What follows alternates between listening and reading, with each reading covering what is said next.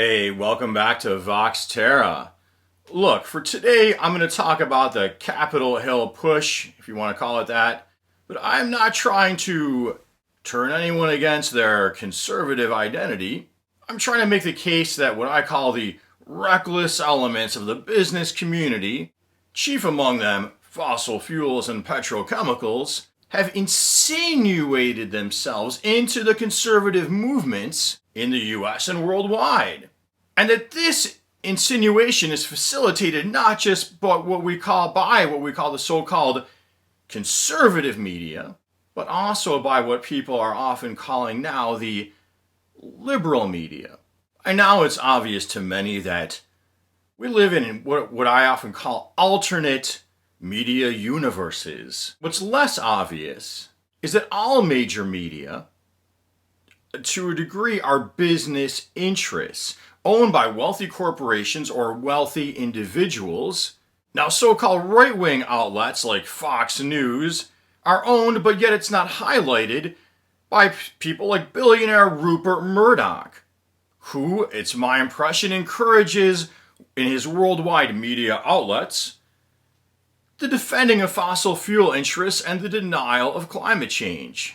Now, if I am so lucky as to have viewers who view themselves as conservative, I would agree with you if you'd like to argue that there is a liberal media, but I would not agree there is a leftist media.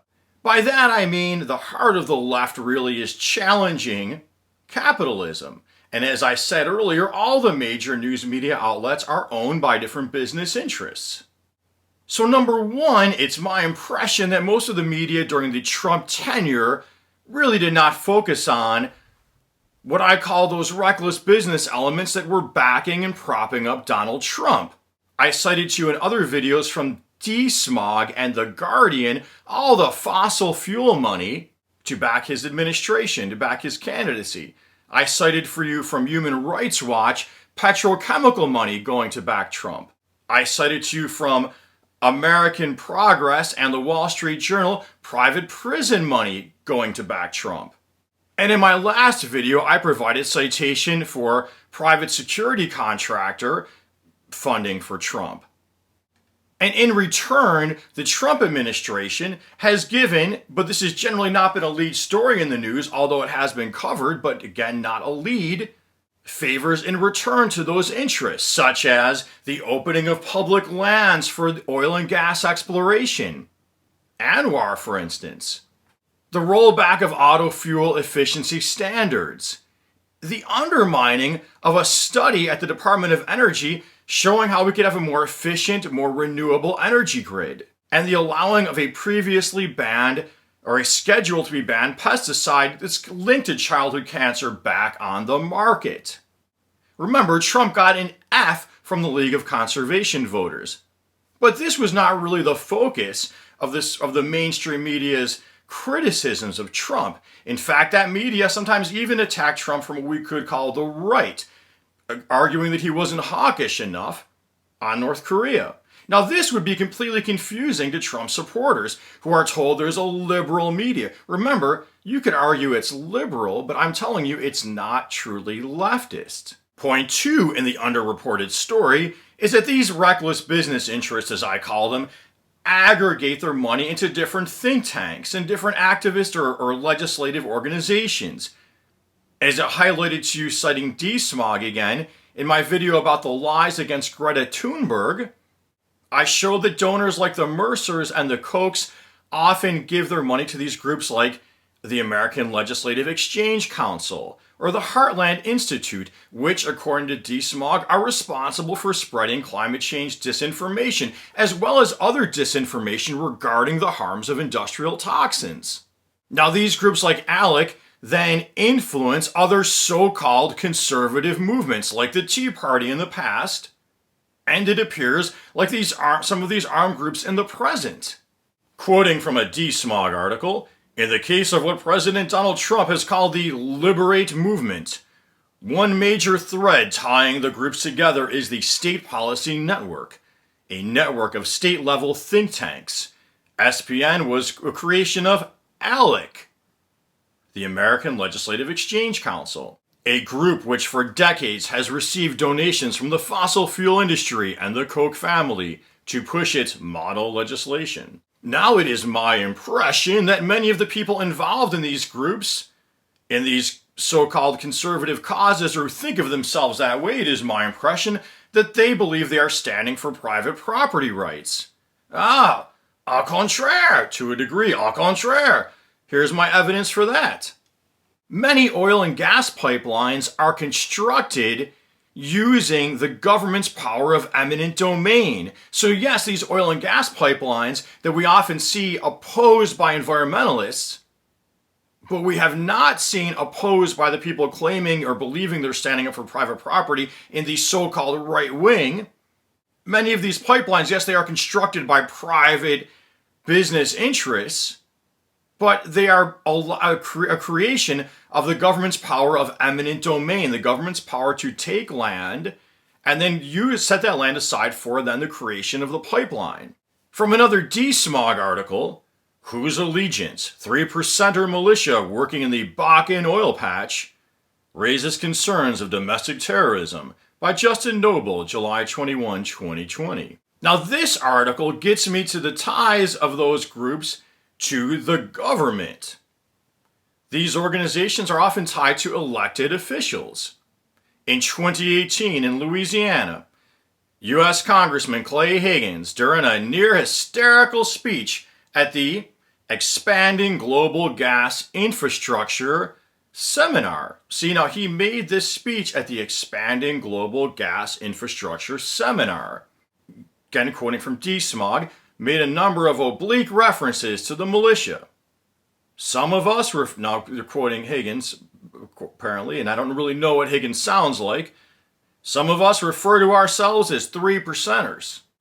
Higgins announced to the oil and gas industry representatives, "You ladies and gentlemen are the 3%ers of the modern era." So here he's referring to the oil and gas industry representatives of the 3%ers of the modern era. The 3%ers being like a militia, patriotic, that's how they're seeing themselves. Together as the 3%ers, we represent everything that's right in this world, and we stand against everything that is wrong. Now again, he's making this at an expanding oil and gas infrastructure conference.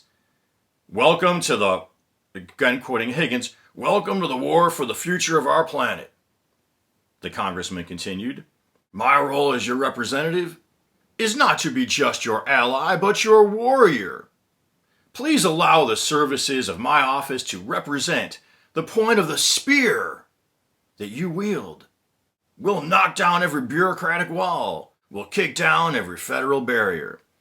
Now that's a quote attributed to this congressman by Desmog to the oil and gas industry. "We'll kick down every federal barrier. We'll knock down every wall. We're the spear of your something or other." Now, quoting from the author of the article, while federal security agencies and their partners have prioritized focus on the energy industry and produced a raft of reports in the past 2 decades about risks to our nation's critical infrastructure, such as cybersecurity and environmental activism. Okay, they've got reports warning about the dangers of environmental activism, but right-wing militia groups appear to be escaping close scrutiny. So my point here is that the government often focuses, when it's going after armed groups or groups that maybe are going to damage property, on the people who are opposing business as usual, rather than those folks that are, in my opinion, supporting business as usual. Now this goes on internationally. Notable from the article, they're claiming the militia movements have also set up chapters throughout Canada, including in Alberta, where the controversial tar sands oil fields exist. And my point 4 is that the media also overlooks or underreports our, in quotes, role abroad in supporting the reckless elements of the business community in using similar tactics that we're now seeing being used at home. So here we hear the term banana republic. The U.S. is becoming like a banana republic. But those criticisms, albeit valid, are ignoring our, in quotes, role in creating these banana republics. From a BBC article, How America Overthrew Guatemala's Reformist President. In June 1954, President Jacobo Arbenz of Guatemala became the first Latin American leader overthrown in a coup organized by the U.S. government. On taking power, President Arbenz had proposed land reforms that were considered a threat to the interests of the powerful United Fruit Company, an American company in Guatemala. He was labeled a communist, and the U.S. company lobbied for his removal. Well, there was a similar story in Iran, also really not told about to us. How the CIA overthrew Iran's democracy in 4 days, an NPR article. But again, when I was a young child at the time of the Iranian hostage crisis, I never heard about this in the news. In Iran, they elected Mohammad Mossadegh, who introduced nationalization of the Iranian oil industry, meaning he seized control of the Iranian oil industry from Great Britain, who had controlled Iran's oil for decades. Britain then appealed to the United States. The CIA overthrew Mossadegh and restored power to the last Shah. Well, again, we barely learn about this in my country. And if you can remember the breakup of the Soviet Union, you might recall a lot of it was driven by ethnic separatists. Again, what was our role in fomenting that ethnic separatism? So now we see ethnic separatism, organized paramilitary groups, some of the same tactics we've been using abroad apparently, now being used at home. Those same tactics protecting certain what I call reckless elements of the business community. Remember, in Latin America, there's often, especially those Central American countries, really big disparities between wealth and poor. So they're using these paramilitaries and these coups to then sort of enforce those elites. They enforce the rule of those elites. And we're seeing something similar at home now. And I think it's no coincidence at this time that we have a pandemic and we are facing a climate crisis, because these two things are exposing some problems we're having in our consumer capitalist system. We're seeing all of the wealth really going towards the top, power aggregating in the hands of certain business interests, and those business interests then really manipulating the system even against our own public interest. So instead of really questioning that, people's heads are being pumped full of what I'll call a false patriotism, and the so-called liberal news media is really omitting these money ties because they as well are a business interest, which then gives more credence to the so-called conservative news media industry to then claim, look, there's these conspiracies going on because the liberal news media isn't really showing you the actual conspiracies, for lack of a better way of putting it. Well, that was a heavy topic. I hope you found this video helpful, regardless of where you stand on these issues. And if you did, please subscribe to my channel. Please click that notification bell. Please like, please comment, mannerly comments. And until next time, peace be with you.